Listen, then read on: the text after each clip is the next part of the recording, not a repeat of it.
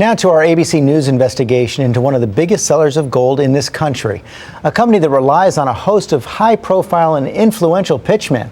Chief Investigative Correspondent Brian Ross has more on this for us. And Brian, you've been looking into this for some time, but now the company's facing an official investigation as well. That's right, George. Authorities in California have opened an investigation into 2 gold investment companies, including one hugely successful operation called Goldline that sells hundreds of millions of dollars worth of gold to American consumers every year, using 2 former presidential candidates and several top personalities at Fox News in its sales pitches.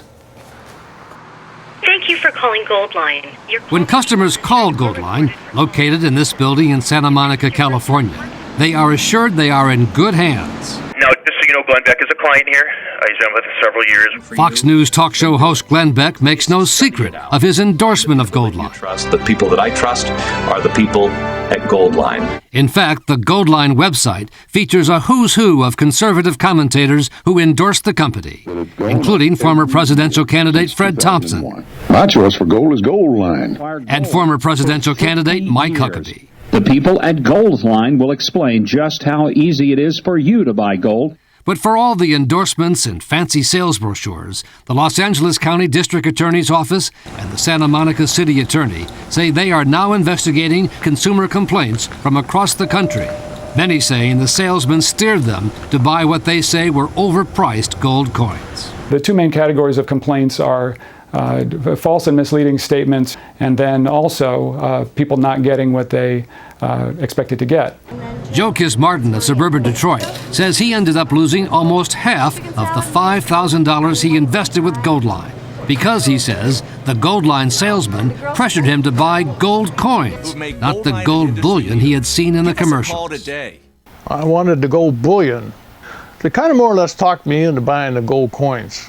When he went to sell his $5,000 in gold coins, he was only able to get about $2,900 at a local coin shop 5 months later, a loss of $2,100. Well, I'm on a fixed income. I only get paid once a month, and it's kind of hurt my pocket real bad.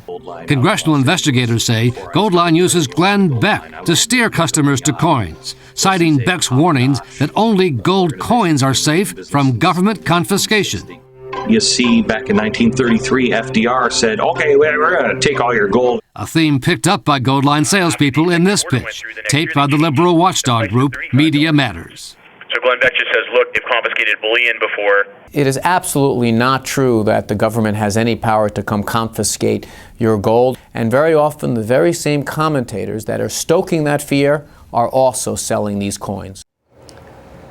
Glenn Beck told us he believes in Goldline and points to its A+ rating from the Better Business Bureau.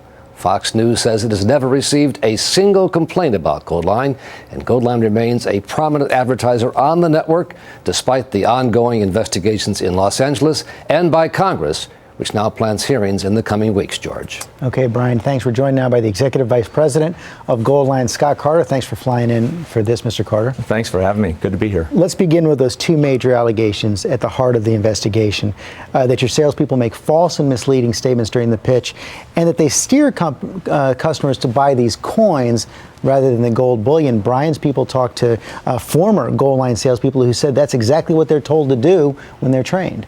Well, that's just not accurate. Actually, we offer a full slate of products. We sell tens of millions of dollars of not only gold bullion, but coins with collector value. And the ultimate decision is to the consumer that is calling us, because there are features and benefits of coins with collector value that is of interest to them. One, they're made by governments, not private mints, which is important. They're easily recognizable, whether they're a British sovereign or a Swiss 20 franc, and that's important to others as well. They also come in fractional sizes, often less than an ounce. So when individuals want to buy in smaller quantities or they want to liquidate, sometimes they prefer to buy in smaller sizes. But they also have a much higher markup for Goldline. I mean, no question about that. For example, if I buy $1,000 in those collector coins from you today, a month later I say, you know what, I just want to sell them. I'm not going to get anything close to $1,000 back. I'm only going to get about $600 or $700 back, right? We would encourage you not to do that. In fact, but because I would only get $600 or $700 back. We encourage people. Well, I think it's a great point. But when you're buying a physical asset, if you're buying a physical asset, there are upfront expenses. There are upfront expenses. When you're buying a physical asset, there are upfront expenses. When you're buying a physical asset, there are upfront expenses. When you're buying a physical asset, there are upfront expenses. Like if you're buying a piece of real estate, there are upfront expenses.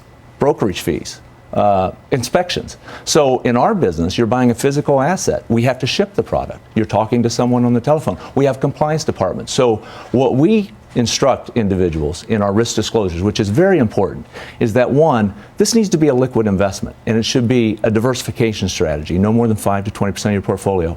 But more importantly, you should hold this 3 to 5 years, preferably 5 to 10. This is a long-term strategy. If you're a speculator, this is not the right investment for you. You're talking about investments here, but in fact, your salespeople are not investment advisors, and one of the reasons for that is so that they can avoid regulation by state regulatory authorities and the SEC. They don't have this legal and fiduciary responsibility to look out for the customer. You're absolutely right. We are not legal advisors, but they do understand precious metals, and individuals are calling to diversify their portfolio. Gold is one component of a portfolio that's important. And let me tell you this, we've been in business for 50 years. We've been doing this for a long time. Over $500 million in revenue, as you know. So we take great pride in how we treat our customers. We take great pride in the A+ rating we have, because we extend not only in our sales process, but in our service process. Maybe it's helpful if I talk about our sales process just briefly. 3 quick points. One, we're not an outbound call center. We only take on initial calls inbound. So a customer has to respond to one of our ads before we even talk to them. There's no cold calling out.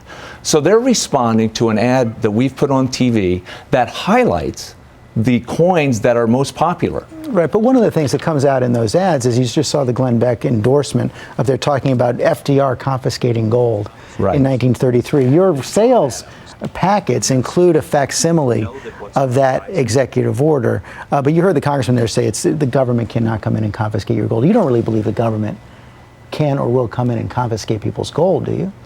It's hard to determine what the government will do. In fact, in 1933, under executive order, shortly after FDR took office, that was exactly what was done. So, well, he paid market price, $21 an ounce at the time. It's a very interesting point. He did pay $20 an ounce at the time when someone came down and turned in their gold, but it's often not reported that months after that, the price of gold was moved up to $35 an ounce. So that was a nice little haircut, a devaluation of the currency on the fiat currency. So you think that's a live possibility right now? I think that, I don't know whether it's a possibility, but the fact that it's been done before, and individuals right now are concerned about fiat currencies, declining dollar value. Many articles in the paper are going to hit a computer. Are paralleling 1933 to today. Okay, Scott Carter, thanks very much for your time today.